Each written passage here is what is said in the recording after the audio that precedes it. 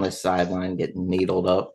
Absolutely. I'd rather have NBA Absolutely. Jam than NFL Blitz. And we are back here with another episode of the Big Break Podcast, everyone.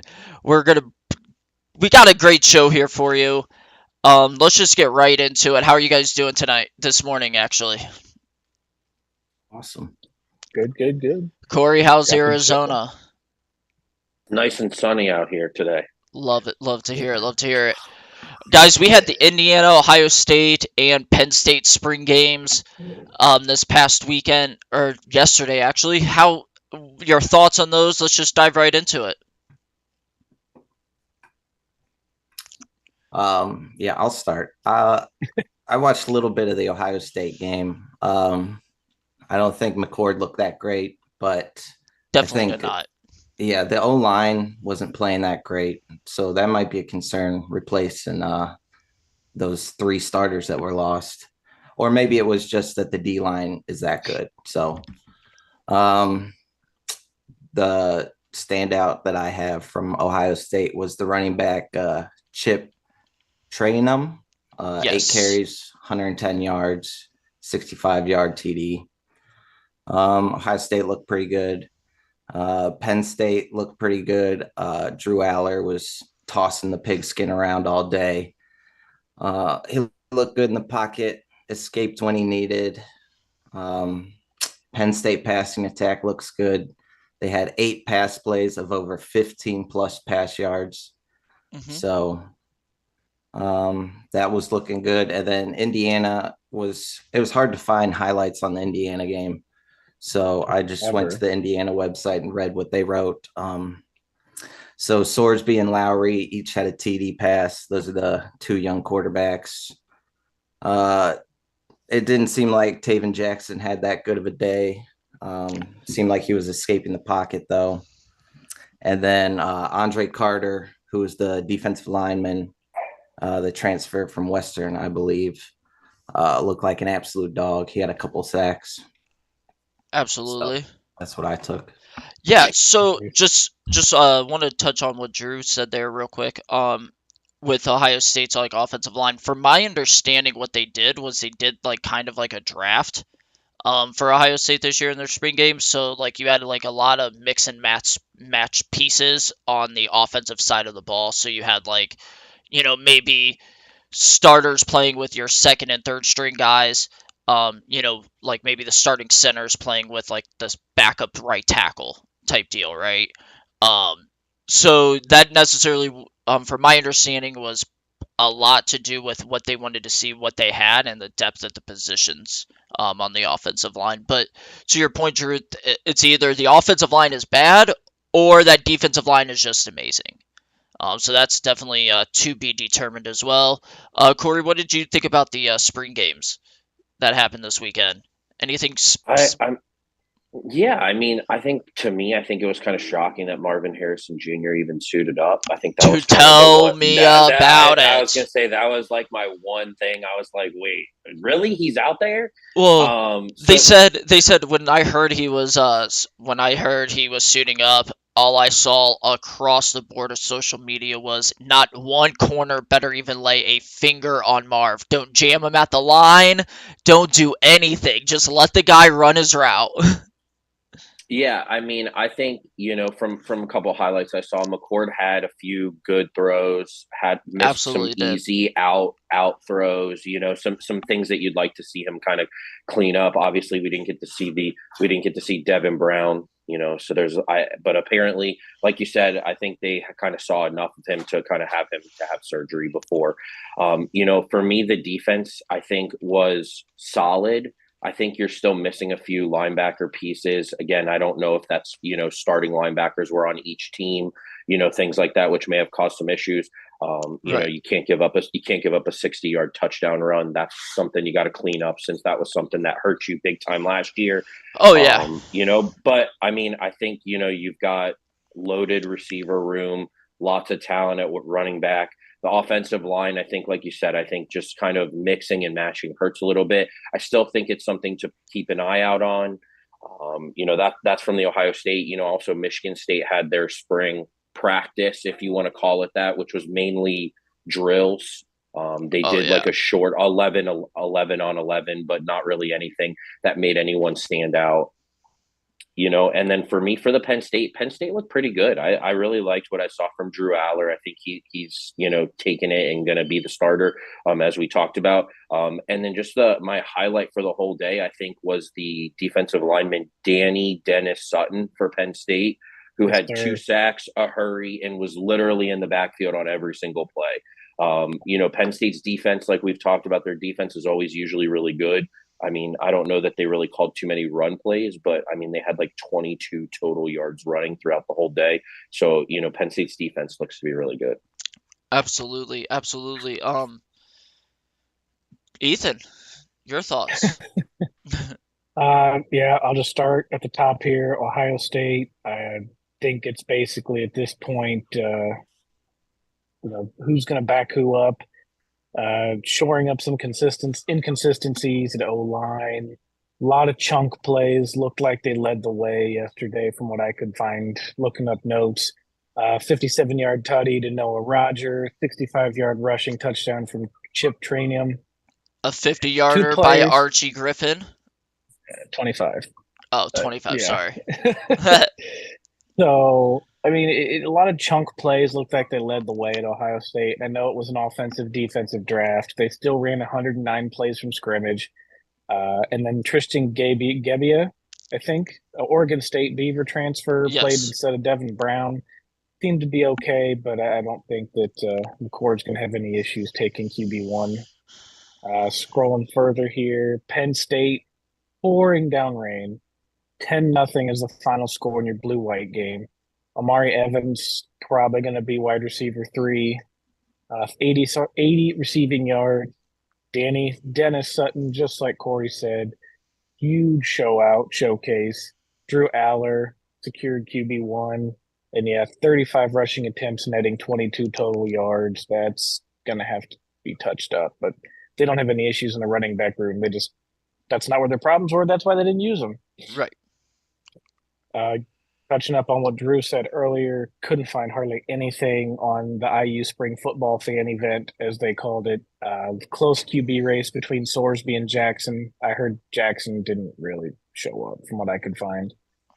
And then at Michigan State, they also played a practice, not a green-white game. Noah Kim looks like to be the solid QB2. Peyton Thorne's probably going to be walking out QB1.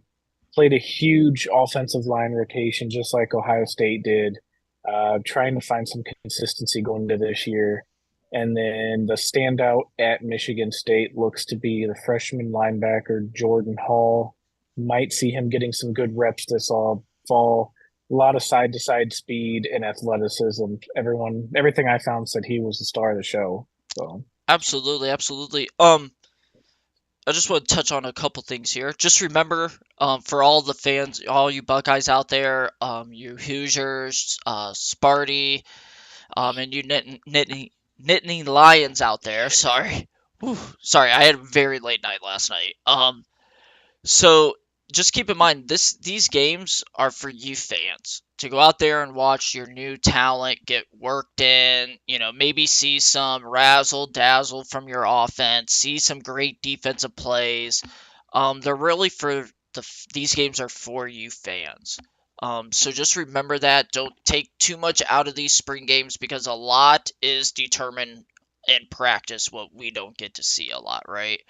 A couple things that stood out to me was I wish for Ohio State Devin Brown was not injured because I would have really liked to see him compared to Kyle McCord in that type of an atmosphere. I would have loved to see Penn State not play in a pouring down rain in Happy Valley. Maybe should have moved that to like your practice facility, your indoor practice facility, maybe, and just allowed some fans to come inside there. Maybe not everybody. Just so that way you could get a real good look at what you have and maybe a different atmosphere other than a practice, right? For Sparty, I would have liked to see them not run a practice. You've been doing that for how long now? Mel Tucker, get out there and give these guys some real game experience. Let them hit each other. And then out of IU, just saw IU. Saw IU football, if I'm being honest. Wasn't really too much, nothing new out of IU, I guess. Like, they ran, I think, what was it? Like, they just ran drills for most of the spring Yeah. game. It was, like, very awkward to watch. Same thing with, like, Michigan State spring game. Or spring practice or whatever you televise spring practice, however they're classifying these now. But I would have just liked to see those two programs put their players into a more real game type of scenarios, since Michigan State, we rewind the clock about, 8 years now? You guys were playing in the Big Ten championship game, you know? And now look, this is where you're at now, playing us, having a practice for your spring game. So it doesn't seem like you're trending in the right direction when you start doing those things. And I think that Yeah. shows in recruiting too, that you're not, your program's not where it needs to be, and that all falls on Mel Tucker and Tom Allen, in my opinion. Yeah. See, Go if ahead. I just to jump in there, I'd say the only thing I would say on the Indiana one is I think that getting the fans involved, I think Tom Allen's just trying to bring back some sort of fan base. I'm surprised there wasn't as much media there. Like, you're Right. going to have the diehards there, but he's just trying to get the community back involved in Indiana football. He's trying to make them believe. He's just come out, hang out with us, catch a punt from the jugs machine, just interact with us. We want to be more involved because we want you guys to believe we're And what trying we're to move forward. right, and Yeah. get the fan base back into believing what they're doing. Mhm. It's not a bad thing. But I also think a good way to do that though is show these fans what you have, right? To win some football games. Yeah, That's I think Sparty definitely should have like played a game, like because like just running drills, nobody is entertained by that, and like it's not really doing anything for the boys. Like they're not hitting full pads or nothing. right. Like it's kind of a waste. I don't Yeah. disagree. I don't disagree. Corey, your thoughts on that? It's Mel Tucker. I mean, I mean, like, I think a lot of it comes from, he's from a smaller school. So, at those smaller schools, sometimes they look at it as an extra practice. Obviously, when these teams run, of course, you run a little drills to warm up, but like, you like to see in-game action, things happening, things like that. So, I mean, as a fan, you want to see a game played at some point. I know Michigan State ran a little bit of 11 on 11, but like, I think maybe Mel Tucker's inexperience at a bigger school might play a little bit part of that, because at smaller schools like Colorado or things like that, he wasn't such a big name. So I think a lot of that has to do with maybe just kind of keeping things a little quiet. Plus, I also think Michigan State really wasn't as good as advertised, like they were built up last year. And so I think maybe he's trying to kind of maybe level out the expectations so they're not set for 8 or 9 wins, and then when they win 5 or 6 games, it's not a disappointment. That's actually a great point, Core. Just setting a real expectation within your spring game to your fan base. Hey, that's a good point. Hey, this is where we're at. We're not probably going to be a 9-10 win team. We're probably going to be a 6-7-8 win team, maybe. Anything else on the spring game, guys, before we move on here? We got, I know, a big meaty part of this show coming up here right now. Next week we got hella spring games. Oh yeah, the rest of them. the rest of them, the rest basically. of them. Everybody. Everybody Illinois. else. Illinois is being different. Illinois is playing on Thursday, so which is different. Everybody else is Saturday. I like it. We'll definitely cover everybody else's spring games as well next weekend when we get into for that show. Now I do want to move on here to the glorious new schedule that the Big Ten has been contemplating or going to when UCLA and USC join. It's known as the 3-6-6 format, where each team will have 3 set rivals that they will play every single year. The other six, another six, they will be rotated in and out every other year. What is your guys' first off, before we get into how, what we did for our three rivals and everything, what are your guys' feelings on this? Having three set rivals and doing, that type, where you play six teams and then, the next year you'll play the six other teams that you didn't play. What are your guys' feelings on that? Are there strengths to this? Is it beneficial? Those types of things. Ethan, go ahead. Uh, I think it really all starts to what we were talking about before we went on here. Corey really headlined it, and Drew touched on it. Trophies. There's so many trophies in the Big Ten, and now you're adding two more teams with huge pasts against the Big Ten and with the Big Ten due to the Rose Bowl. Um, and this format really depletes the consistency that we're going to get to see these trophy games, which are a huge part of these programs and the schedules every year, really. I mean, you circle certain dates as fans from each of these schools, and those are 1As, 1Bs, 1Cs across the board outside of your premier rivals. So I think that Absolutely. that's going to be a slight weakness going forward, is losing the prestige of those trophy games. Absolutely. Just real quick, when you're talking about that, it does seem, and this is just my opinion, it just seems like certain teams have backup rivals, quote unquote, right? Where Right. everybody in the country knows Ohio State and Michigan are rivals, right? That's their rival. Michigan State, Michigan, yeah, it's a rivalry, but it's not Ohio State, Michigan, right? You have Ohio State, Penn State. Penn State considers Ohio State their rival. Eh, okay, but does Ohio State consider Penn State their rival? Obviously not. Um, so like when you look at that, I think that's actually kind of like a good point where you're diminishing now some of these other teams' rivalry games just because maybe that's not Michigan's rival or that's not Illinois' typical rival. You know what I mean? Or somebody they consider a rival. Now you're making it one, if you will. But go ahead, Ethan. Sorry, I just wanted to touch on that real quick. You're good. And then I don't know, do you want to roll through the teams, or you were N- just touching up Uh, on the beginning stuff? yeah, we're just touching up here, so we'll No, hold off on the teams no. right now. I'll pass on to next Go, one. Corey, go ahead. Your thoughts on the 366 format? I kind of have to wait and see. For me, it's one of those wait and see, like how it actually goes down, what they decide to do. I think the format itself will work. I think it might need to be maybe not a 3-3-6. I might need to be, some teams might have to have 4 or 5 rivals in order to Absolutely. make sure every year, I mean, as a Michigan fan, I think Michigan State is a rival as well, considering its little brother, big brother, kind of how they consider it. So, I mean, it's like it's one of those things where it's like it's going to be real interesting how the Big Ten decides to do it, because if you do it, there's a lot of different ways you can do it. I'm sitting here trying to figure out what team is going to play who and who's what rivals, because obviously there are easy rivals and then there are different.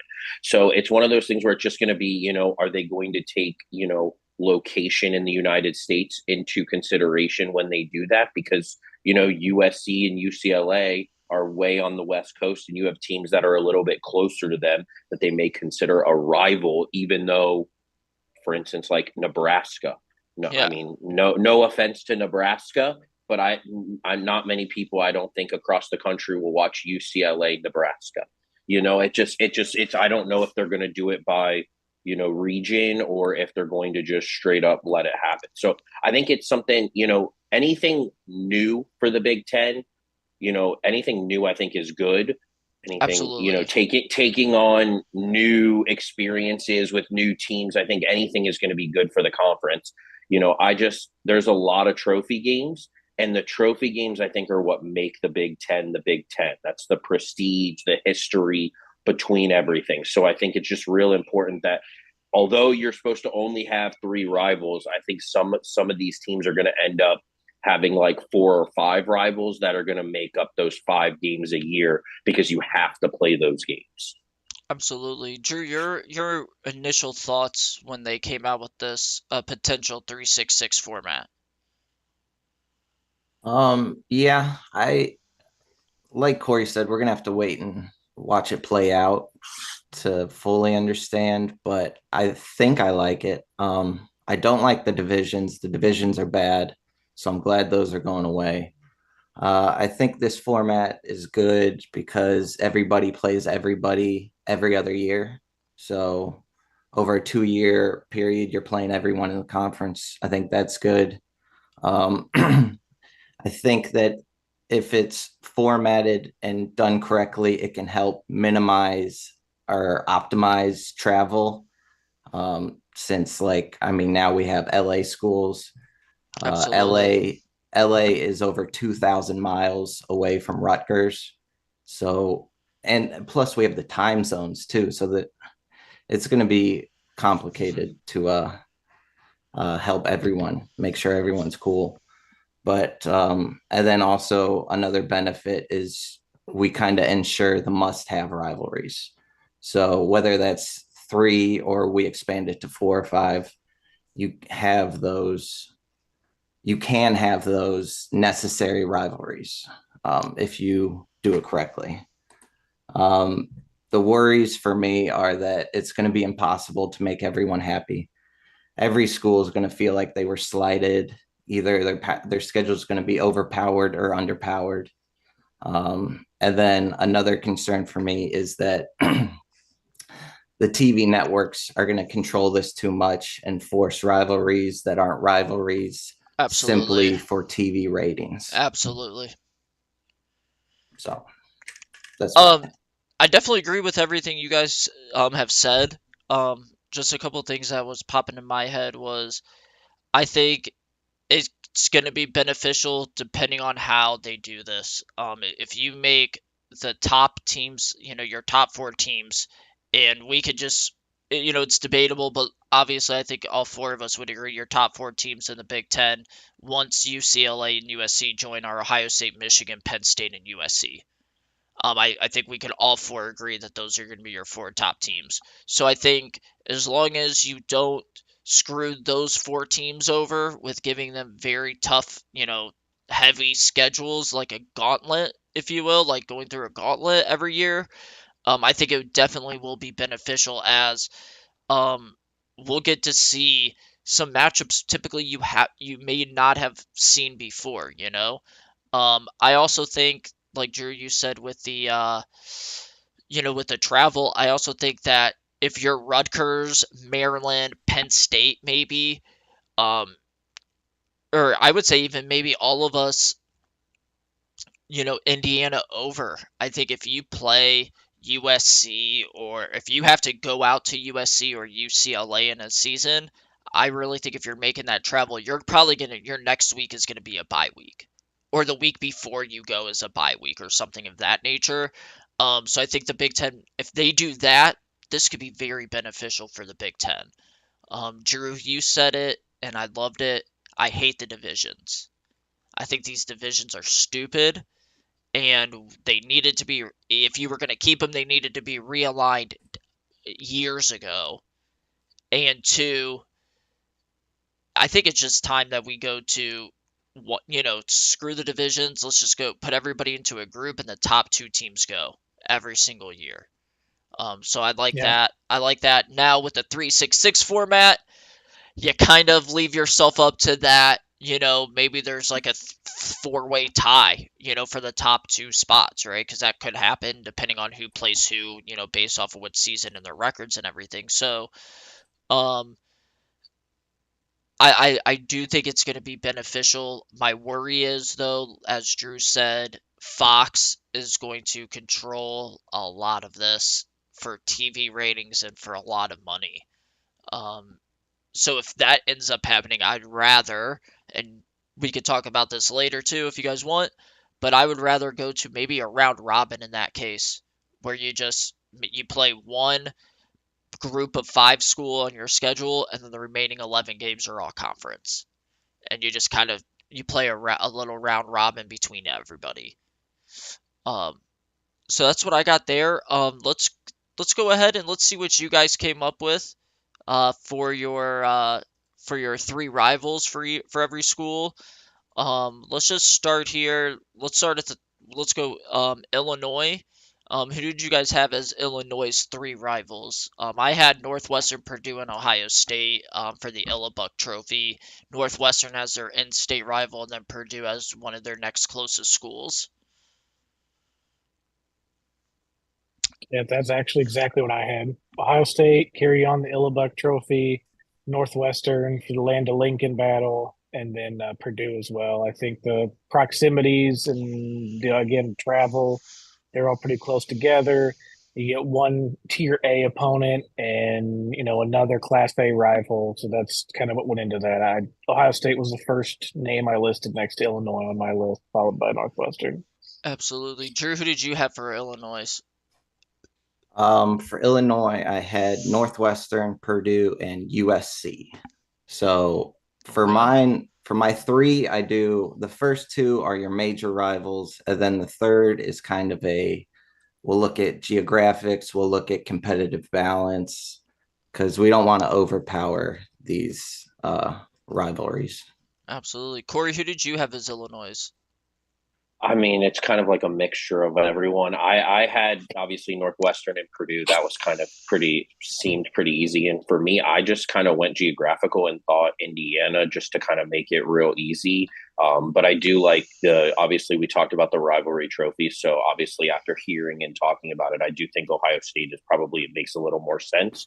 But geographically, I just kind of thought Northwestern, Purdue, in Indiana just because they're literally all right there. You're going to assume they're going to all play each other every year anyway. So Definitely. just kind of the way it was. Absolutely. Speaking of Indiana, Corey, who did you have as Indiana's three rivals? Again, I have Northwestern and Purdue. Again, proximity.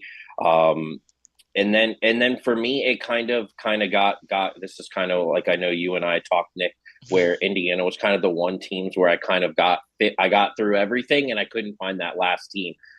So going through it, it's really difficult. It's one of those things where it's like Indiana, you want to give them kind of a bigger name. So at the end of it, I kind of got through and found Minnesota as the one Okay. team. Just something, a Minnesota's a little bigger brand. Obviously, with this format, you're still going to get big name teams either on the road or at home. But Minnesota was my one. Absolutely. See, for Indiana, I had Purdue, Michigan State, and Maryland. I went, that route. I didn't want to include Northwestern there. For Indiana, wanted to maybe spread it out a little bit. But yeah, I had Purdue, Michigan State, Maryland. Drew, who did you have down for the Hoosiers? I had the same as you actually. I had Purdue, Michigan State, trophy game, the old brass spittoon, and then I had Maryland, and Maryland just kind of fell to them. I think that was one of my last picks. Absolutely. Ethan, who did you have? I had Michigan State and Purdue. I went with the two trophy games right off the bat, and then I actually brought in UCLA for competitive balance, and I think that would be a good basketball induced rivalry Mm-hmm. type game also. So I went off of kind of the past back in Mhm. the day stuff. So I think just in the history of those programs, I think that would be a really fun rivalry to quote unquote start. Absolutely, absolutely. Iowa. I had Minnesota, Wisconsin, Nebraska. Very obviously regionally with those teams with Iowa. Who did you guys have for Iowa? Go ahead, Uh, I would say I had Nebraska, Wisconsin, and Purdue. So I went for the two trophies, the Heroes Trophy and the Heartland Trophy, and then Purdue just kind of again local to Iowa. You could kind of get that for competitive balance also. I think that would be a pretty fun time. Absolutely. Corey, who did you have?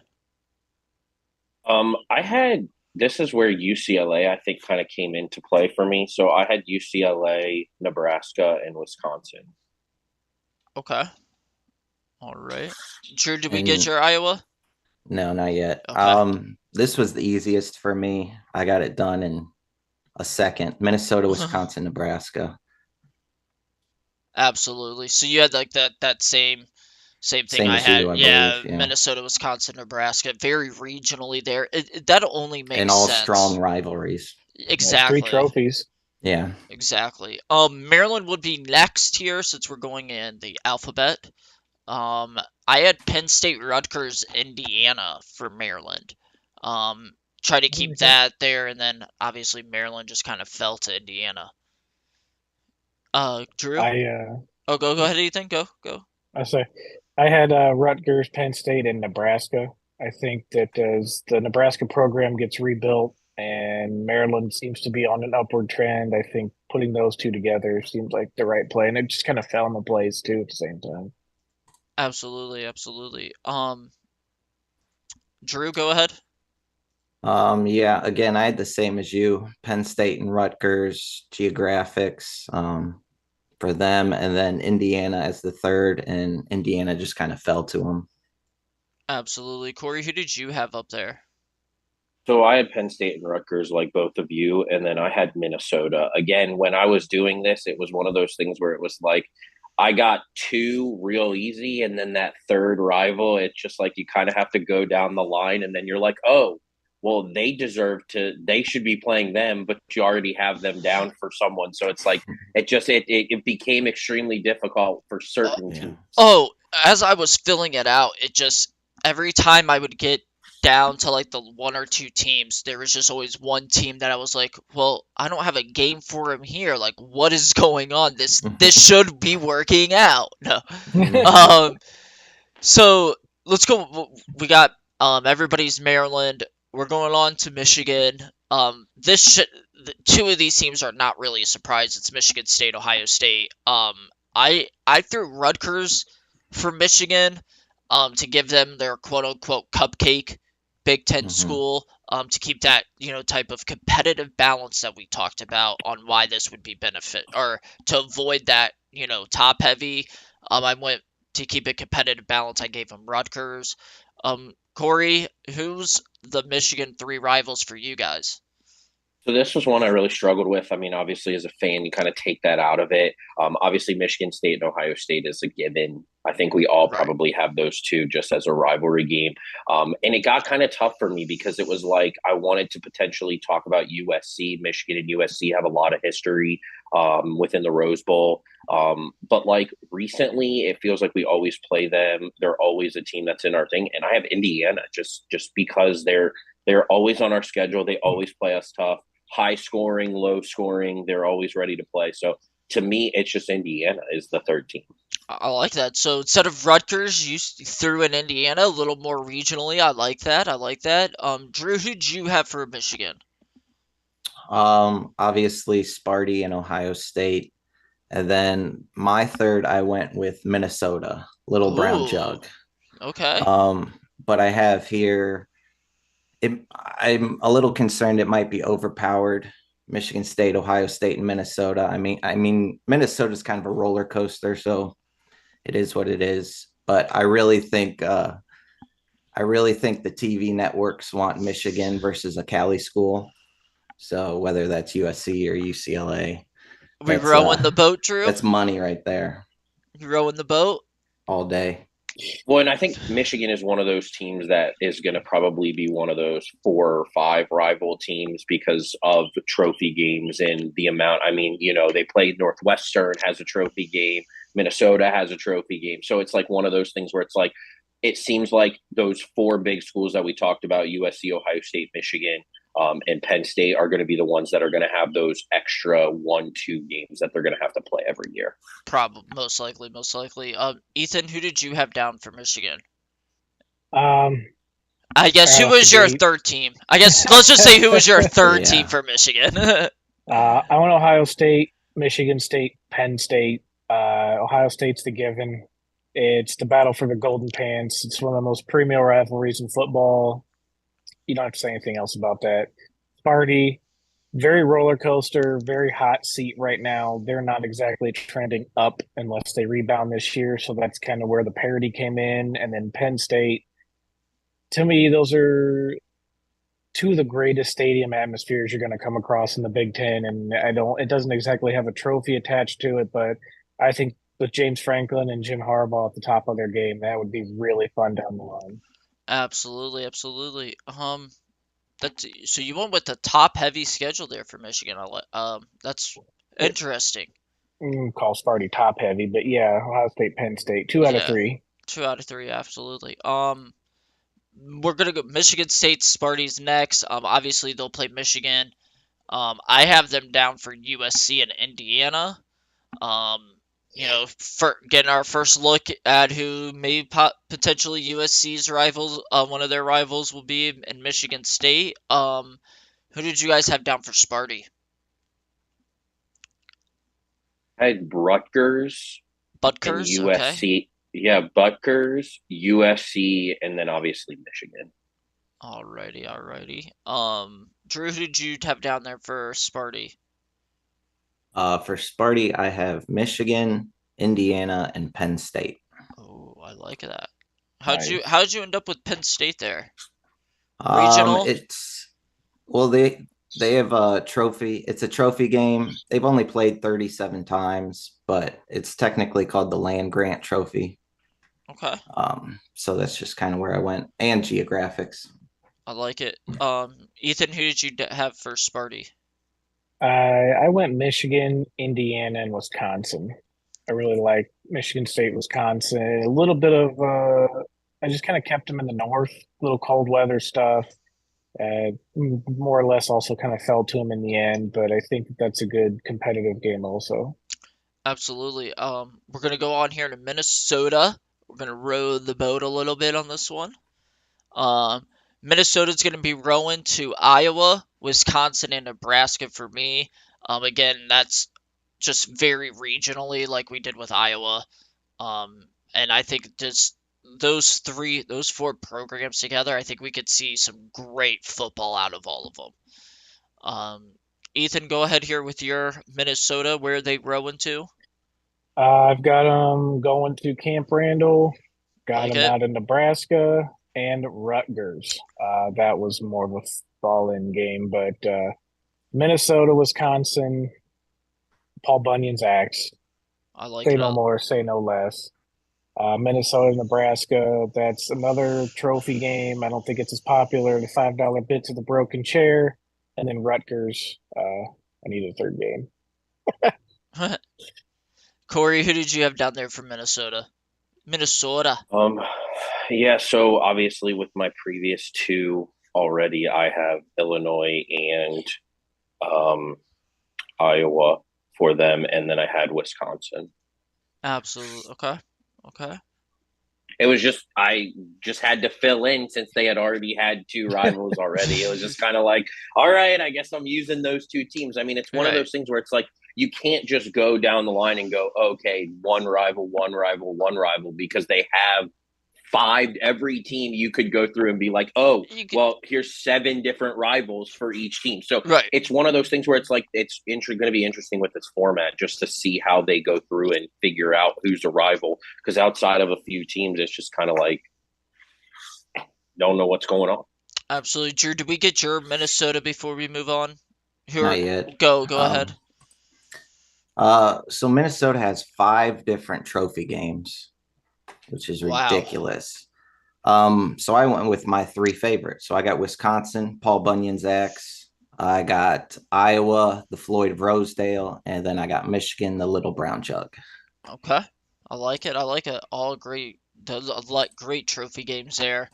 Um, Going on to Nebraska, the Cornhuskers. They're gonna be. I got them going to Iowa, UCLA, going out to Los Angeles, and then traveling to Minnesota. Taking up the Minnesota tidal wave. Up there. Drew, who did you have for Nebraska? Nebraska, I have Iowa, um, and then I have Rutgers, who just kind of fell to them. But then I have USC, which I think could be a nice new rivalry. They're both traditional football powerhouses, Okay. as well as geographically, Nebraska's like the closest. So I actually like that because I think with now Matt Rule and Lincoln Riley right out there in USC. I think that could be a high-powered offensive matchup. So Yeah, that's going to be I like that actually. I like that a that lot. that game got me excited. Yeah, it's kind of getting me a little excited right now. All right, Corey, go ahead with your Nebraska. Yeah, I had Iowa, UCLA, and then I had Wisconsin. I just UC. I like the Absolutely. California, obviously regional. You want to try to you got to give a little love to the California schools to make them not travel 2,000 miles across the whole United States. Right. So that'll help. And I think obviously Matt Rule brings Nebraska kind of a little makes things a little more interesting. So obviously I had UCLA there, and then Wisconsin. It just again, I think it's like a fight for red. Absolutely. Ethan, go ahead. Who do you have for your three rivals for Nebraska? Nebraska, Iowa, Minnesota, and then Maryland. Maryland. How did you end up with Maryland there? Just a team that fell to them? Battle of the Red. Yeah, I don't just it fell back to them as I was going through my list and putting some stuff in. And I don't think that's going to be too bad. Again, I think that those are two programs on the rise in the Big Ten and the mid pack, especially with Matt Rule in Nebraska. And I think that could be a fun one. Absolutely, absolutely. Now we're going on to one of Drew's favorite Big Ten teams, I know, and Ethan's, Northwestern, the Wildcats. Um, Obviously they're going to be playing Illinois. I have them also playing Purdue, and then I have them traveling out to New Jersey to play Rutgers. For Northwestern, I kind of gave them like I didn't want to overpower them, putting like an Ohio State or a Michigan or a Penn State type guys on their schedule, as they are the Ivy League school of the Big Ten, if you will, right? So Yep. I thought those three teams for Northwestern, Illinois, Rutgers, and Purdue were are going to be great games for those three programs to mix and match. Corey, who did you have down for Northwestern? The same as you, actually. It was just kind of it's one of those things I kind of thought about like USC because I thought like USC Northwestern going having Southern Cal come all the way to Chicago, maybe like in the weather. I think that would just be kind of awesome. But Absolutely, that'd be cool. at the end of the day, it was kind of like USC kind of already had a couple of rivals, so they didn't kind of fall there. So I had the same as you, Nick. Cool, cool. Drew, who did you have for down as Northwestern? For Northwestern, Illinois is the obvious, and then I needed a second, and so did Rutgers, so I got Rutgers, and then Illinois and Rutgers was a little underpowered, so I went for a big guy for Northwestern's three. I got Ohio State. Okay, and I like that. they played twice in the Big Ten championship game, if I'm not mistaken. Very always a close game or maybe a close game when Northwestern plays Ohio State. And then Ethan, who did you have down for Northwestern? Definitely, if I was to say I was partial to any of these teams, I would say Northwestern is one of my favorite Big Ten teams, even though I'm wearing the arch enemy right now. But Illinois, far and away, one of the best rivalry games, Land of Lincoln Trophy. Rutgers, game two, kind of the Ivy League status. I see Rutgers as one of the scholar schools of the Big Ten as Right. well. And then I brought a California application into this, UCLA. I think that could be a really fun rivalry. It's not overpowered. A lot of don't have to travel super far. You're only going to Chicago. Not super many time zones. I just think that'd be a fun one to start. Absolutely. We're now on to Ohio State. I think everybody knows who one of their rivals is. It's Michigan. You gotta have that. I have them down. You mean Maryland? Oh, yeah, sorry, yeah.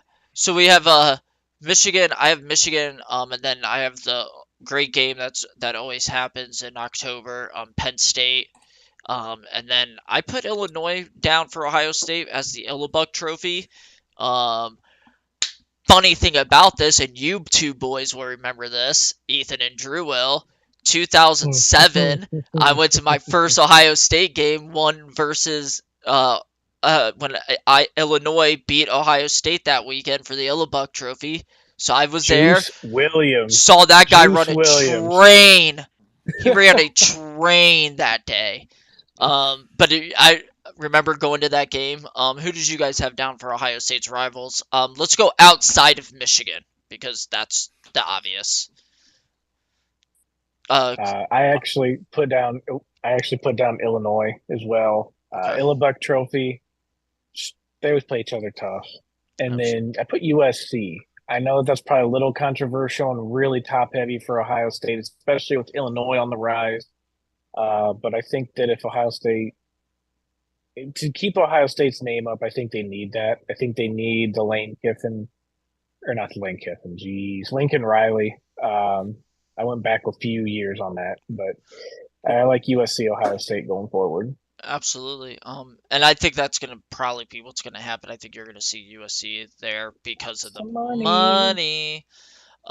Drew, who did you have down for Ohio State outside of Michigan? Um, well, just like under my Michigan notes, my first note here for Ohio State is that the TV networks want Ohio State versus the California schools. So they're probably going to draw a California school. However, I have Michigan and Penn State, so I don't want to overpower them with a California school. So I gave them Northwestern. I like it. Corey, Ohio State's three rivals. Yeah, I agree with all of you. I think they're going to draw a California school. I I wouldn't agree. surprise me if Michigan drew a California school just because of ratings Right. and everything. But I mean, obviously, Michigan, and Penn State for Ohio State seems to be the normal. And then I went with Purdue, just a team that always gives Ohio State trouble somehow, some Always. way. Purdue always Always. has. Purdue finds some new way to pump up the crowd and pump up the Hmm. team and come out and play Ohio State tough. So to me, it was Purdue. But again, I know we mentioned Illinois with the trophy. So I think Illinois would be a fun one to give them as a rival, but I had Purdue. Also, absolutely. Penn State. I have them against Ohio State, USC, and Maryland. Um, I had to get these California schools in here somewhere, so this Right. decided that was a good spot. Yep. And then Maryland was definitely a regional choice for me there. Ethan, who did you have for Penn State? Maryland, definitely out of region. That's the first team I have down for Penn State here, ironically. And then Michigan, which is one of my favorite games to see. And then I put USC down. I think that recent Rose Bowls and just recent games against each other, Penn State USC could be bigger. It's going to draw the TV ratings. You're going to have Fox on that. You're going to get a night game in Happy Valley. USC is going to have to come play the whiteout. Vice versa, you can flip it to a night game at the Rose Bowl for Penn State, but that's going to be a lot of fun. Absolutely, absolutely. Do does USC come out here in October though for the whiteout? They're going to have to go somewhere in the fall. You can't just give Yeah. them early games, and you're going to I have to. They're going to have to play in the snow. They're going to have to play in the cold rain. They're not I going to love have it. any fun. I love I it. think UCLA and USC are going to be getting the gauntlet when they first come in. I think Absolutely. they're going to be one of those teams that have those 4 or 5 games every year that they're going to have to go. I mean, just it's one of those times where it's like, you know what, USC, oh, you think you're real good? Okay, why don't you come to Columbus? Columbus in November, the Yep. first week in First, November. second week in So November, it's you're coming to Columbus. Yeah, right. So I think it's one of those things where we talked about. It's interesting to see what they're going to do. Um, but it's like how do to me like Rutgers is one of the more interesting ones because it's like you could do a lot of teams regionally. You could screw them over and say, oh well, you have to play USC and UCLA. right. It's just a fun Yep. thing to look at. Drew, who did you have for Penn State? Penn State, I have Maryland, Ohio State, and Sparty. Sparty. Yeah. Alrighty. I like that. I like that. Keep it a little more regional for him. I like that. Let's go on to Purdue or Perdon't, as we like to call them sometimes. I obviously the three that they had for me was Indiana, Illinois, Northwestern. I think that was kind of already figured out from going over those previous teams, but that was just all very regional for me. Um, Ethan, Drew, Corey, any one of you guys, who did you guys have down for Purdue? Illinois, Indiana, and Ohio State. I like it. Yeah, Illinois, Indiana, and UCLA. UCLA. I think that'll be a nice basketball matchup. I like fun. it. I like that. I stayed regional: Illinois, Indiana, Iowa. Okay. I like that. I like that a lot too. Rutgers, Corey, like you said, one of the most interesting teams of how you can do this for them. I put Rutgers down for Maryland, Northwestern, and Michigan. That's how I did that. It's very unfortunate for Rutgers because if you're going regionally, I mean the three closest schools to them are Maryland, Penn State, Ohio State, right? That sounds painful. Yeah, I was gonna say for Rutgers that sounded painful, so I didn't want to really do that to them, and I wanted to give them kind of a path, if you will, a path forward in these rivals. Drew, you're a Rutgers guy. You like to see Rutgers at the Big Ten championship one year. Absolutely. Who's their three rivals? This was one of the harder ones for me. Obviously Maryland, but then I got Northwestern. Like Ethan said, both kind of like scholar schools. Yeah. So, and they needed seconds, and then Rutgers needed a third, a bigger guy to not have such a soft schedule. So I gave him Nebraska. Okay, not a big guy for. I mean, for they're Rutgers. on the way Yeah, up. absolutely. Corey, who did you have down for Rutgers? Yeah, so like I said, I really struggled to do this. So like for me, I think a lot of teams, I might have teams like in here 4 times. I just kind of struggled, but I had Maryland. Just kind of makes sense with the geographical location. Michigan State was one for Rutgers as well. Okay. And then this one I had kind of 3 different teams. I either had Penn State, USC, or UCLA. It was one of those things where it was I didn't want to make them fly 2,500 miles across the United States, but at some point, one team is going to get screwed over. And if you have to screw somebody over, you screw over one of the little guys. And it just happened to be Rutgers for me. Savage. Oh, love it. Ethan, who did you have for Rutgers?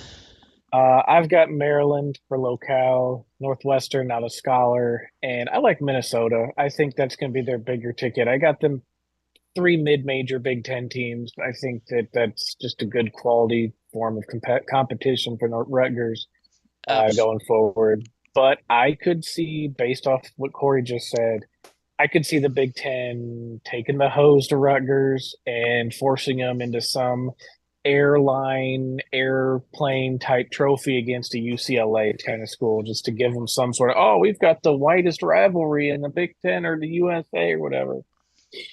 Yeah, when you stretch it from New Jersey to Southern Hey, California, I'd coast-to-coast hope trophy. so. Right. It could be like an Atlantic Pacific trophy, man. You're going to have to play each other whether you like it or not. Could you imagine if they did that and they just scooped water from the Atlantic and Pacific Oceans and put them in a jug and said, "This is your trophy"? That'd be sweet. That'd be actually I'd be cool. for that. Yeah, That'd be kind of cool. Keep that going. Who do I call? Got Kevin Warren somewhere? Hey, I want royalties on the idea. You heard it here first. Let's hit these California schools. USC and UCLA. Obviously those two are playing each other. That's their given, right? For UCLA, their other two that I had was Nebraska, Wisconsin, trying to keep it a little regional for them. And then for USC, I had Sparty and Penn State for my two for USC. Corey, take us through what you had for the two California schools. Yeah, so I mean, obviously they're playing each other.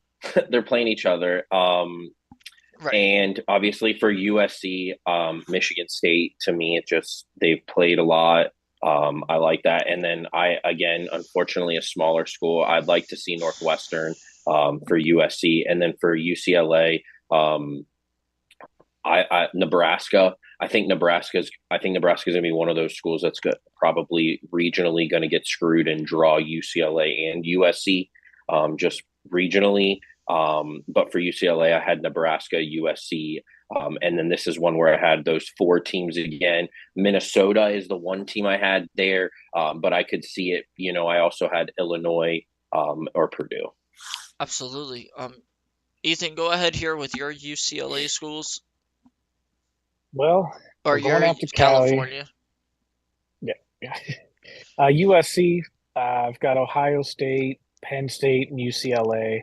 I gave USC the gauntlet. I just one kind of how it fell into place up above, and you're the new guy. Like you're gonna take some lumps. UCLA, I gave USC, Northwestern, and Indiana a little bit of competitive balance, keep their A1 rival, and I like the UCLA IU basketball rivalry. Absolutely. Drew. Sunshine. Um, Oh, sunshine. Who do you got for for sunshine? for them sunshine schools, I took UCLA, obviously USC. I gave UCLA Wisconsin as well. I think that's geographically that kind of works out time zones wise. Plus, they're both big brands.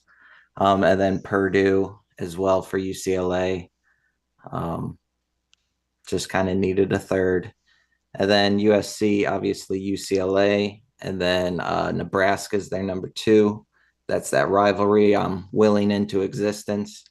And then final one for USC was Illinois. And that was just kind of big brands, geography, and How it competitive fell. balance. How it fell. I like Yeah. it. Our last team for this mind-boggling chart, whatever schedule to figure out is Wisconsin, good old whiskey. I had Iowa, Minnesota, UCLA for them. Who did you guys have for Wisconsin to cap this off?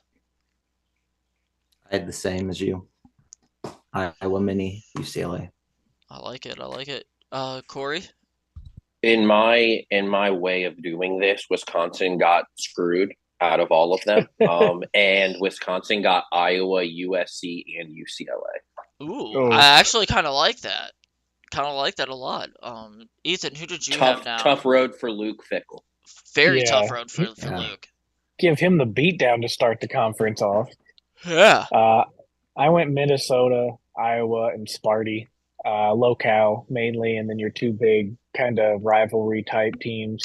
Absolutely. But just listening through all this, I know before we close out this segment, it was amazing how when we went from team to team to team, and you guys would start, a lot of us had two of the same Absolutely. at minimum across the board. Like Yeah. 66% of us had everything the same, and then there was that And it was fall-in just that. team. Yeah, it was There just was that the third team. beatdown team. There was the leftover team, and I think for me, the biggest leftover team, looking at mine, I think more or less, yeah, a lot of Rutgers got leftovers. There was some stuff that was really hard, but it was interesting to see how basically 2/3 of all of our teams are the same. Absolutely. Was it tough for you guys to go through and do it? Because I know, like, for me, like, every time I kept doing it, it seemed like there was one or two teams that I was just like, well, who's their third guy? I have everybody else filled up. Like, who am I missing? Did you guys find that too when you were going through it?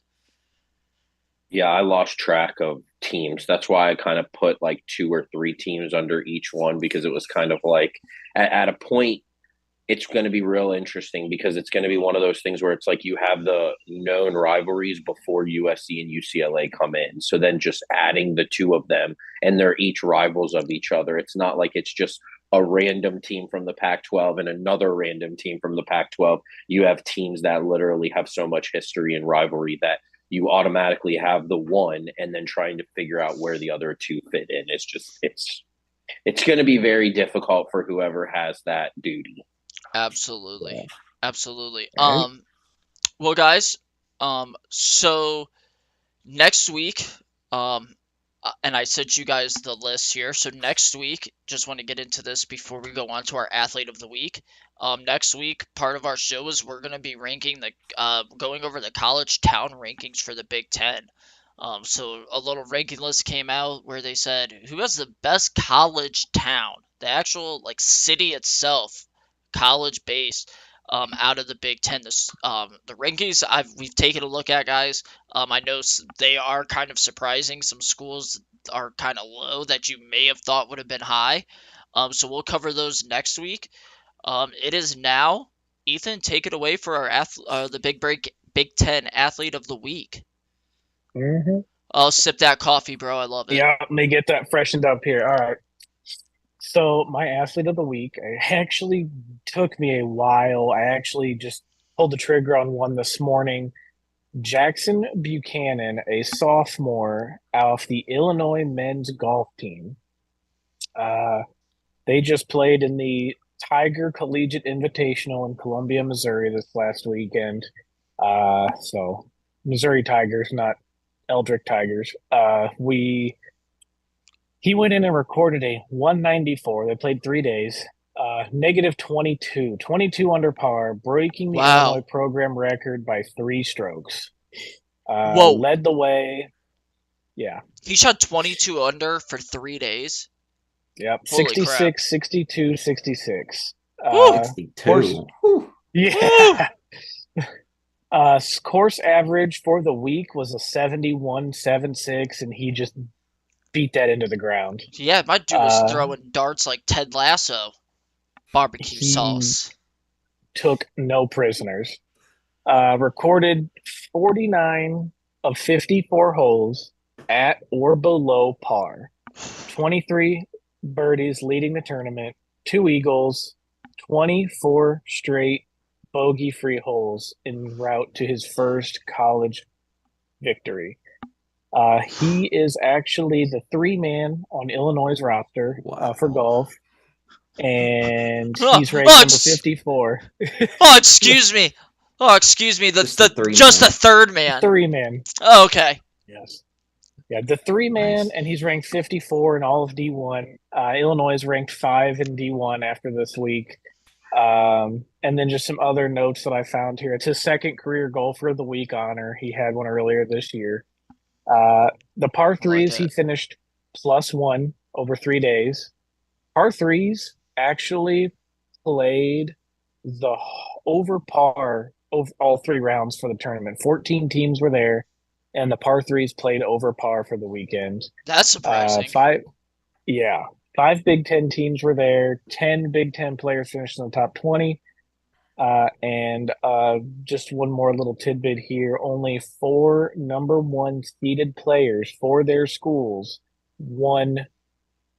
basically came out as their school's shining player. A lot of 3 and 4 seeds for their schools. Every school brought 5 golfers. Illinois finished 3 in the top 5. 1, awesome. T2, and 5. That's awesome. But yeah, Jackson Buchanan absolutely tore them up. Illinois won with a final score of -68 to par, beating Missouri by 28 strokes. Woo! In second place. Can we get a Ric Flair for that? Woo! Yeah. Huge dub for Illinois. I mean, 14 teams were there, and they won by 28 strokes. That's absolutely wild. Well, but Jackson Buchanan killed it. Congrats, Jackson Buchanan. You are the Big Ten Athlete of the Week. Drew, there's been something, I think, cooking in the air recently, isn't there? On the show. That? Do you guys smell that? A little shake. A little bit of shake. And a little bit of bake. Yeah, so if you haven't already, and I don't know why you wouldn't, like and subscribe. Like this video, subscribe to the channel. Last I looked, we were at 60-some subscribers. Once we hit 100, we're going to be doing a giveaway to one of our lucky subscribers. It'll be a nice little package, a bunch of different merch, nothing cheap. So thank you for your support, and tell a friend to tell a friend. Absolutely. And pick up your lifeline, phone a friend. And as a great Joe Dierte, not Dierte would say, when you're thinking about should you like the video or should you hit the subscribe button, you can't have no in your heart, fellas. You can't have no in your heart. So just go ahead and like it. Go ahead and subscribe. and we appreciate every single one of you. Fellas, thank you for your time as always here on this beautiful Sunday. It is my Easter, so I'm gonna get out. I gotta head over to my parents, get some. We're gonna have some dinner. Do a little Easter egg hunt with all the nieces and nephews. Peace out, guys. Have a good one. Be good.